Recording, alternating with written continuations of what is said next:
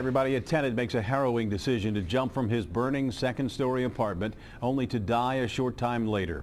Emergency workers battled smoke and flames at the duplex on Apjohn Street in Northside. Angela Ingram has more on a neighbor's desperate attempt to get to the victim. Just before noon, emergency crews called a second alarm for the fire on Apjohn Street in Northside.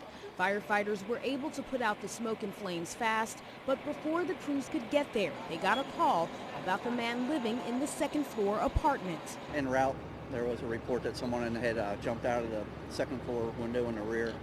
When our guys got here, we had fire on the second floor, and we had a victim in the rear to deal with also. The man's neighbor who lives downstairs says the victim is 52-year-old Robert Harris.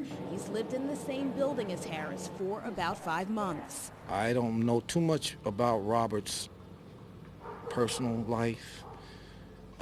What I do know about him was he was a good guy, nice guy. Harris's neighbor thinks he may have been in the bed at the time the fire started. Remnants of that bed are now outside. Harris's neighbor says one of his biggest regrets is that when he banged at that door, he was not able to get a response.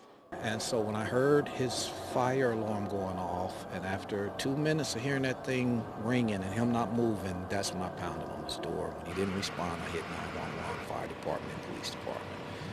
And I asked them to get them over here fast. Medics rushed Harris to the hospital, but ultimately he died. At this point, it's unclear whether Harris died from injuries caused by the fire or the jump. In Northside, Angela Ingram, Local 12 News. Firefighters say there's roughly $40,000 in damage to the building. The neighbor's apartment is still intact.